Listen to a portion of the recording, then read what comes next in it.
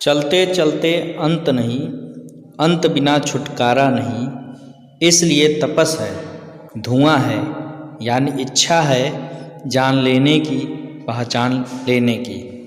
प्यारे बच्चों, सुप्रभात। ये पंक्तियाँ जो हैं वो कृष्णनाथ जी के लद्दाख में राग विलाप से संकलित हैं। आज हम स्पीत में बारिश नामक पाठ पढ़ेंगे और उसके पहले हम उनके रचनाकार कृष्णनाथ जी के बारे में पढ़ेंगे। इनका जन्म सन 1934 में वाराणसी उत्तर प्रदेश में हुआ था और यह चित्र भी इन्हीं का है, कृष्णनाथ जी का। इनकी प्रमुख रचनाएं लद्दाख में राग विलाप, किन्नर धर्मलोक, स्पीत में बारिश, पृथ्वी परिक्रमा, हिमालय यात्रा, अरुणाचल यात्रा, बौद्ध निबंधावली। हिंदी और अंग्रेजी में कई पुस्तकों का संपादन इनके द्वारा हुआ है।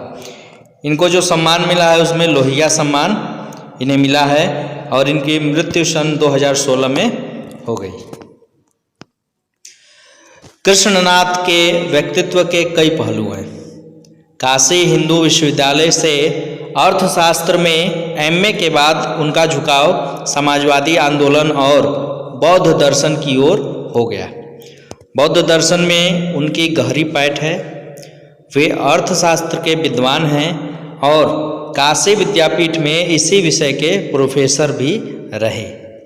अंग्रेजी और हिंदी दोनों भाषाओं पर उनका अधिकार है और दोनों के पत्रकारिता से भी उनका जुड़ाव रहा। हिंदी की साहित्यिक पत्रिका कल्पना के संपादक मंडल में वे कई साल रहे और अंग्रेजी के मैनकाइंड का कुछ वर्षों तक संपादन भी किया। राजनीति, पत्रकारिता और अध्यापन की प्रक्रिया से गुजरते गुजरते वे बौद्ध दर्शन की ओर मुड़े। भारतीय और तिब्बती आचार्यों के साथ बैठकर उन्होंने नागार्जुन के दर्शन और वज्रयानी परंपरा का अध्ययन शुरू किया। भारतीय चिंतक जे कृष्णमूर्ति ने जब बौद्ध विद्वानों के साथ चिंतन मनन शुरू किया तो कृष्णनाथ भी उसमें शामिल थे। बौद्ध दर्शन पर कृष्णनाथ जी ने काफ़ी कुछ लिखा है।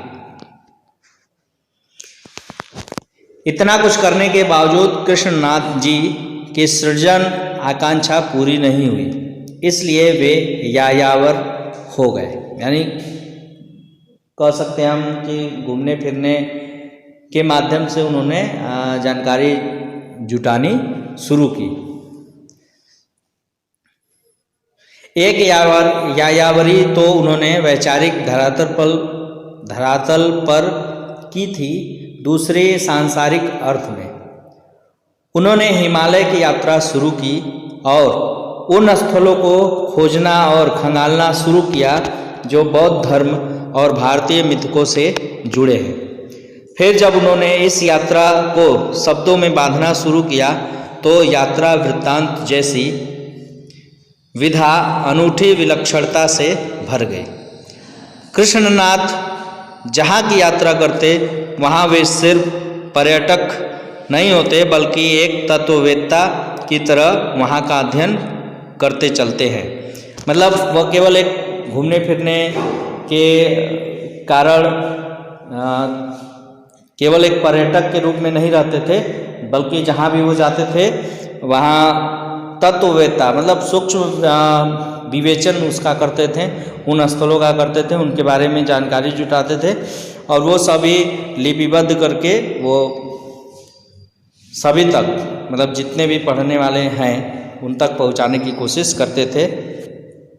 मतलब जहाँ की भी यात्रा करते, अगर उनको वो यात्रा वृत्तांत के रूप में संग्रहित कर लेते लिखकर, और बाद में पढ़ने वाला बिना उन स्थानों पर जाए उनके बारे में जो पूरी जानकारी प्राप्त कर लेता था।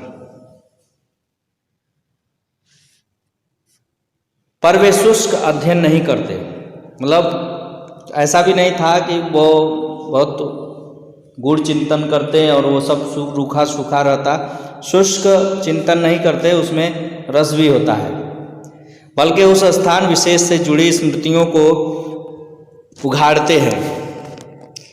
ये वे स्मृतियाँ होती हैं जो इतिहास के प्रवाह में सिर्फ स्थानीय होकर रह गई हैं। और स्मृतियाँ कैसे, जो ऐतिहासिक रूप से किसी साक्ष्यों में उपलब्ध नहीं हो पाए या दर्ज नहीं हो पाए किन्हीं कारणों से, तो उनको ये स्मृति मतलब जो स्थानीय लोग हैं उनकी यादों में वो सब चीज़ें रहती हैं, या स्थानीय जो भी साक्ष्य हैं, साहित्य है, उसमें रहती है, तो उसके आधार पर वो उसको स्थानीय से सार्वभौमिक की तरफ ले जाते हैं।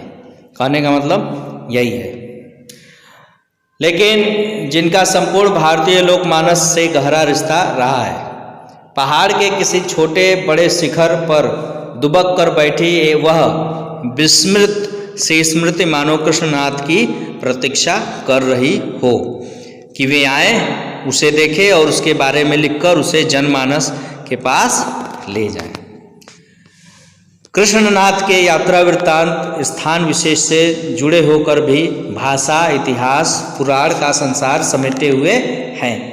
पाठक उनके साथ खुद यात्रा करने लगता है।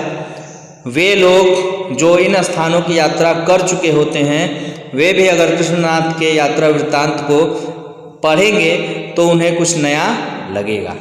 उन्हें महसूस होगा कि उनकी पुरानी यात्रा अधूरी थी और कृष्णनाथ के यात्रा वृत्तांत को पढ़कर वह पूरी हुई।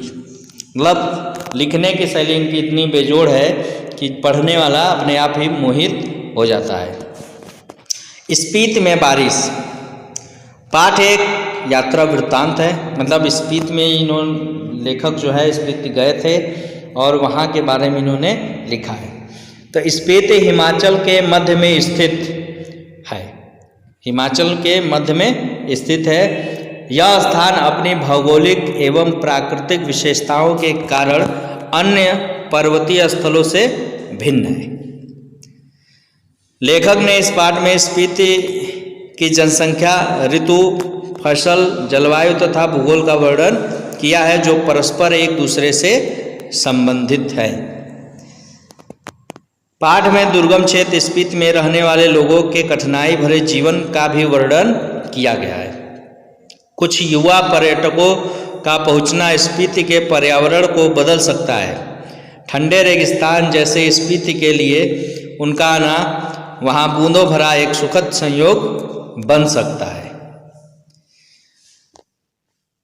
और अभी कुछ दिन पहले भी आप लोग समाचार में देखे होंगे कि अटल टनल का जो उद्घाटन हुआ, तो उसके द्वारा भी इस स्थान पे पहुंचना अब उतना कठिन नहीं है, क्योंकि स्पीति जो है 6 महीने तक सांसद से या अन्य भौगोलिक रास्तों से बंद पड़ा जाता था कि ठंड के दिनों में वहाँ का रास्ता पूरी तरह बंद हो जाता था और वहाँ के लोग पूरी तरह कुछ महीनों तक संसार से कट जाते थे। पाठ हम अगले वीडियो में पढ़ेंगे। तब तक के लिए धन्यवाद।